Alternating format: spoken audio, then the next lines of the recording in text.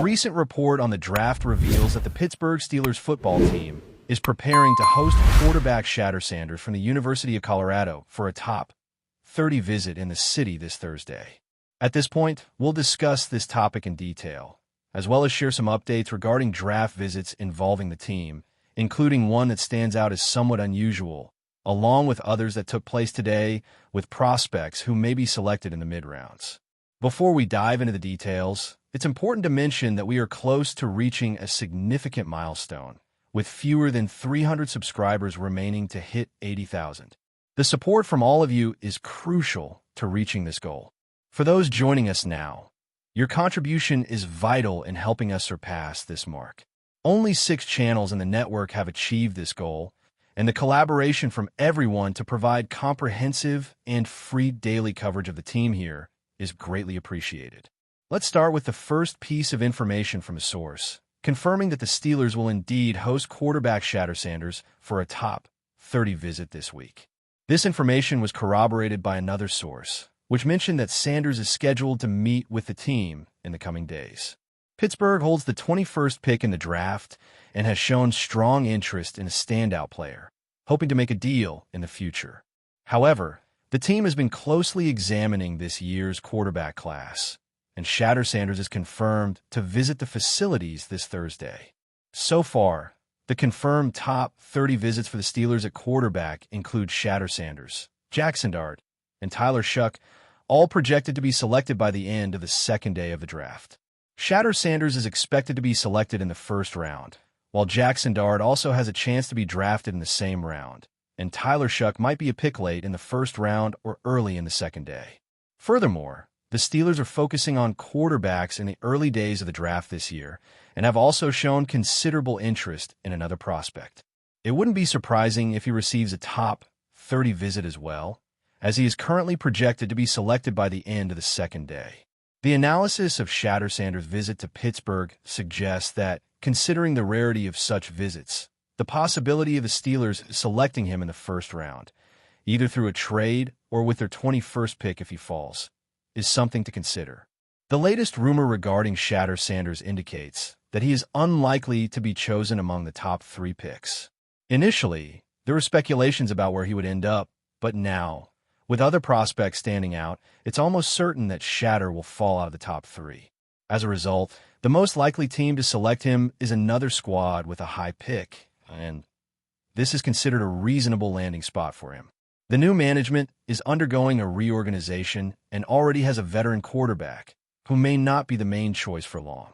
If Sanders is available at a high pick, it's likely that this team will seek to select him, as they see him as a promising talent. A new phase is emerging in New Orleans, where the team is undergoing restructuring. They have a veteran quarterback with experience, although he may not be the starter for a long time. If the opportunity arises to select a promising talent with a 9th pick, it seems reasonable to think that the team might consider this alternative, as he would align well with the offensive style being developed in the city in the coming years. However, what if they choose not to select him? What if the team decides, we don't believe this player justifies the 9th pick? Let's look for another position, perhaps an offensive lineman, defensive lineman, or cornerback, something like that. In this scenario, it's important to observe the teams making their picks shortly after, as there are not many that are actively looking to add a quarterback, especially in the first round of the draft. One of them already has a commitment to a young talent. Another appears to be heading toward a long-term deal with their starting quarterback. A third already sealed a new contract for their quarterback last season. A fourth invested heavily in their player. Another is willing to give their young quarterback a chance. And there are even teams that are trusting their newly selected players. If the promising player falls past the 9th pick, the question arises about who might move to select him among the teams in the 16th range. There's a possibility he could fall to a team at the 21st pick or even in a trade for lower picks. Should that team consider it? After all, that's why you're watching this video. Let's analyze the scan report, as I've already conducted a thorough evaluation earlier. The team with the 21st pick is in an interesting position regarding the promising player, especially if he is available at that time or even later in a potential trade scenario. It's important to discuss whether this team should consider this possibility and that's exactly why you're watching this video. Let's explore their analysis report, revisiting the topic with recent information and the apparent interest the team has in the player. Let's start with the positives, as there are many aspects related to this player's profile that justify the buzz around his potential first-round selection. First and foremost, his mental processing ability, especially before the play, is impressive. He does a remarkable job studying defenses weekly, understanding their strategies both before the play and during the initial reads. He can make a complete field progression, which I really value. Additionally, his release is quick and clean, showing that he has received good training throughout his career. His body mechanics are well refined, and his footwork is a skill he brings to the game. As a result, his accuracy is excellent, especially on short and intermediate passes. However, his accuracy tends to drop on long throws, which may not make him the best option, but we'll discuss that more shortly. His accuracy on short and intermediate passes is truly remarkable. Another aspect I admire is how he positions the ball. He knows exactly which shoulder to throw to, whether it's for the back or front side. He understands the defensive coverage and knows where to throw to protect his receiver, offering the best possible chance of reception. This component of his game is highly valued. Furthermore, he's accustomed to facing pressure, as his offensive line wasn't the best, which gave him considerable experience in difficult situations. He provides his team with the best opportunity to control the football, a trait in his game that is truly commendable.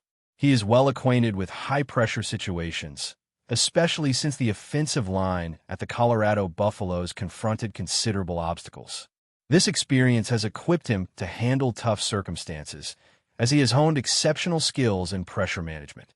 His ability to maintain composure in the pocket, along with his knack for stepping up or evading defenders when necessary, and his capacity to take hits while effectively dealing with that stress are attributes that are highly regarded in Shatter Sanders. These skills are something he will contribute to his new NFL team, and if the offensive line of the Pittsburgh Steelers faces difficulties in the years ahead, these abilities could prove to be extremely beneficial. In addition, he demonstrates strong proficiency in recognizing blitzes. His mental processing before the snap allows him to discern coverages and grasp the defensive strategy, including the anticipation of a blitz, enabling him to release the ball promptly. Moreover, his capability to throw accurately while moving is a significant but often understated facet of his skill set. Should the coaching staff choose to incorporate play-action bootlegs, there is confidence that he will adjust seamlessly to that offensive approach if he assumes the role of starting quarterback. He also showcases remarkable instincts for making plays and possesses excellent vision downfield. Numerous film clips reveal him advancing beyond his first read, showcasing his ability to create plays outside the conventional structure, connecting with teammates downfield with impressive insight. Additionally, a crucial factor concerning this franchise is his experience with being in the spotlight. He has been subject to public scrutiny throughout his life, given his connection to a prominent figure. This background has prepared him to manage the significant pressure that accompanies joining the Pittsburgh Steelers, a franchise with a reputation for having high expectations. At this juncture, he is well equipped to undertake the responsibilities linked to being the starting quarterback for the Steelers. The pressures of being part of the Pittsburgh Steelers are substantial, something he has encountered throughout his life, making him somewhat familiar with it. There is confidence in his ability to handle the challenges of being the starting quarterback. Nevertheless, certain limitations could affect his performance. Most notably, his arm strength is regarded as below average for a quarterback at this level. It is probable that he will fall within the lower tier in terms of overall arm strength among NFL starting quarterbacks.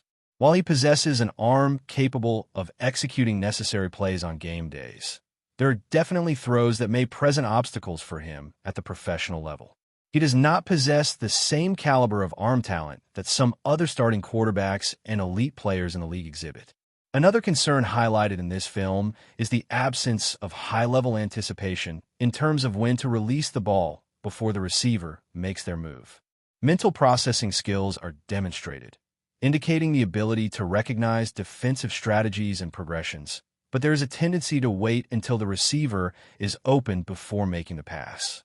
This skill is crucial for quarterbacks at the professional level, especially for those with average or below average arm strength. Successful players have learned to release the ball in tight windows before their targets become visible. Improvement in this critical area is essential, as lack of skill in this regard can significantly impact a player's career and lead to unsatisfactory outcomes at the professional level. Additionally, there's a tendency to hold the ball for extended periods, a habit observed in quarterbacks with similar career paths. Many recognize that some players have faced similar critiques.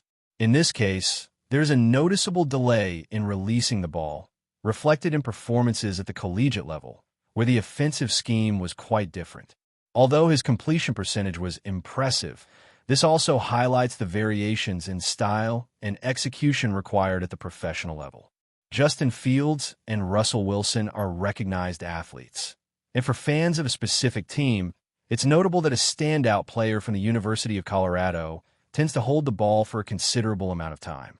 During his performances, he demonstrated a playing style geared toward college competition, with many short passes and RPO plays, along with other simpler completions. It's worth mentioning that he holds the highest completion rate in college football history, although a significant portion of his performance comes from elaborated plays, such as screen passes. Although not limited to these plays, his attempts at progression throws showcase his ability to make different types of throws, which is worth noting. However, the offensive style he used is typical at the college level, with a high frequency of shotgun formations and RPO plays, which may not translate easily to the professional sphere. In the analysis conducted, he is a competent player, but he doesn't stand out outside the pocket. His running ability is not very dynamic, though he can move a little and has decent field vision, along with a good physical build and balance in contact situations. He could get a first down when necessary, but he's not a dominant threat, either as a passer or as a runner outside the pocket, which limits his potential. A concerning aspect is the lack of traits that elevate him to star or elite quarterback status, even among the more highly rated players. His best chance of success lies in improving his anticipation, which was not evident in his college tapes. And this lack of anticipation, combined with below-average arm strength, resulted in a low proportion of plays susceptible to turnovers during his college career. This combination could lead to a higher number of risky plays and interceptions in the NFL, especially at the beginning of his professional career. Although he has proven that he can take care of the ball during his college years, the anticipation and arm strength issues may lead to more interceptions in the league. For someone who needs to make long throws, it would be ideal to have a player with a more powerful arm and perhaps better precision in throws than what he has demonstrated in his tapes. Personally, I don't see an ideal fit between him and the team mentioned, and I would probably pass on the opportunity, even if he were available at a low pick. And soon, an interesting product will be mentioned that may be useful during games. As we approach this topic, stay tuned for the information to be shared in the comments. It's fascinating to recall the feeling of starting your favorite game for the first time. The nights played, the memorable victories, the vibrant environment with friends. Playing wasn't just an activity, it was a full experience, and having the right equipment made all the difference. This brand is resurrecting that feeling with a new headset model that promises to bring back unforgettable moments from the games. The lobby's vibrant atmosphere, filled with friends engaged in gaming, was not just about playing. It was a full experience, and the right headset could elevate it all. A fresh headset brings back that nostalgic feeling, allowing players to relive the glory days of gaming, now enhanced with superior audio clarity, immersive surround sound, and impressive battery life of up to 80 hours. Bid farewell to issues like static microphones and miscommunications. Enjoy uninterrupted gaming just as you remember it, but with even more improvements. In online leagues for both college football 25 and Madden, the representation of the Pittsburgh Steelers stands out. It is worth noting that several Lombardi trophies have been added to the Steelers' accolades. And while it cannot be said that the headsets directly boost skills, they certainly elevate the fun of facing various opponents within this gaming community. Recently, an unexpected draft visit emerged, with the Steelers welcoming an edge rusher from Texas A&M for an exclusive 30 visit. This raises interesting points, as it initially seemed unusual, likely mirroring the reaction of many upon hearing the news. The Pittsburgh Steelers already feature one of the premier edge rusher groups in the National Football League, showcasing prominent players. Consequently, the urgency for an additional edge rusher appears minimal. Yet there are other factors to consider. The Pittsburgh Steelers do not require an edge rusher, given that they already have one of the most formidable edge rusher groups in the National Football League. While there is no immediate need for another edge rusher, a secondary thought arises regarding the coaching staff's potential interest in the Texas A&M player. It seems conceivable that they might see him fitting into the 5 technique role, a position that was previously filled before the team's departure. This position generally aligns with a smaller, more traditional type of pass rusher, resembling a 3-4 defensive end in base alignments. Stewart's situation becomes fascinating when we examine his weight fluctuations. Initially, he played at around 285 to 290 pounds at Texas A&M, which fits well into the 5 technique role. However, he managed to reduce his weight to 267 pounds for the NFL Combine held in Indianapolis this year. This reduction places him in a more typical edge rusher profile, enabling him to adapt better as a defensive end in a 4-3 system or even as an outside linebacker, considering his athletic level. Upon reviewing Shamar Stewart's evaluation report, it's important to note that as a potential edge rusher, he possesses raw talent, complemented by impressive explosive athleticism and a considerable arm reach of over 34 inches. He excels as a run defender, reinforcing his foundation as a player in the NFL, ensuring that he can make significant contributions, whether he's positioned in the 5 technique or on the edge. His effectiveness against the run is a result of his smart use of arm length and the strength he demonstrates on tape. However, with the recent weight loss to 267 pounds, concerns arise about maintaining his strength on the field, which was evident during his time at Texas A&M the previous fall. Additionally, there are some limitations to consider, such as his modest production on the field, with just 4.5 sacks recorded. He effectively uses his arm length and shows impressive strength during games. However, now that he weighs 267 pounds, I wonder if that strength will remain on par with what he had at Texas A&M last fall.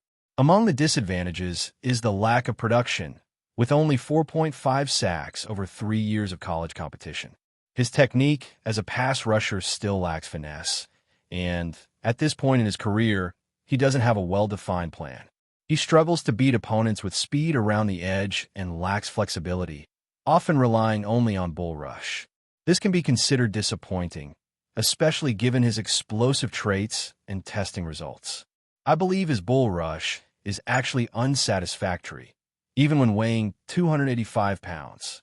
He has great potential, theoretically, and I would grade him at the end of the first round or the beginning of the second. What really matters here is that if Pittsburgh decides to use their first-round pick on someone who would be more of a specialty player operating in a 5 technique position instead of a true edge or interior lineman, I would be quite disappointed with that choice. I'd much rather focus on a real need in a more pressing position, such as defensive tackle, running back, or nickel defender.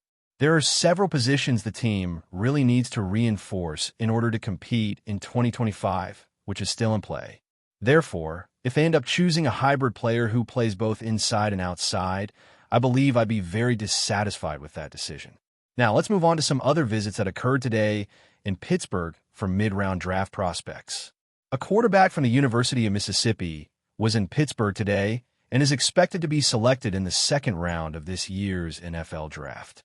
But before we dive in, don't forget to subscribe to Steelers Nation Central and hit the like button on this video. Your support helps us keep bringing you the latest updates on the Pittsburgh Steelers. And don't forget to share your thoughts on the news in the comment below. In a moment that sent shockwaves through the football world, a now viral video captures Russell Wilson in what appears to be a candid conversation, allegedly revealing that he regrets leaving the Pittsburgh Steelers. The clip, shared late Monday night, shows the quarterback speaking off the record, stating, "Man, sometimes I think I should have stayed in Pittsburgh." Though the footage is grainy and the context remains unclear, Fans and analysts alike are scrambling for answers. Was this just a slip of the tongue, or is Wilson second-guessing one of the most pivotal decisions of his career? The New York Giants' newest quarterback has certainly seen his share of highs and lows. After a legendary stint with the Seattle Seahawks and a bumpy ride in Denver, Wilson's one-year tenure in Pittsburgh stood out as a rare resurgence. Earning a 10th Pro Bowl selection and leading the team to the playoffs, Wilson seemed to have recaptured his rhythm, only to move on shortly after. His brief stay in Pittsburgh was met with mixed feelings from fans, many of whom believed he had found the right fit at last. This rumored expression of regret is reigniting speculation about why Wilson left the Steelers in the first place. Was it a matter of financial negotiation, a clash behind the scenes, or perhaps a misjudged belief in a brighter opportunity with the Giants? While Wilson has yet to address the video publicly, insiders suggest that the Steelers' coaching staff and locker room culture had struck a personal chord with the veteran quarterback, a chemistry he may now find difficult to replicate in New York. Social media is buzzing with theories. Some argue that the pressure of the Giants' demanding fan base and unstable offensive line has already taken its toll. Others believe Wilson's words were never meant for public ears, a moment of emotional honesty that now carries unintended consequences. Meanwhile, the Steelers' faithful can't help but wonder, if he truly feels this way, could a reunion still be possible? As the NFL offseason heats up, all eyes are on Russell Wilson. Whether his remark was a momentary reflection or a deeper admission of regret, one thing is certain. The quarterback's journey is far from over. And in a league where narratives change by the hour, this latest twist might just be the beginning of another chapter no one saw coming. That's it for this update. If you enjoyed the video and want to keep receiving exclusive news about the Pittsburgh Steelers, make sure to subscribe to Steelers Nation Central and give this video a like. We always look forward to hearing your comments and opinions. See you in the next video.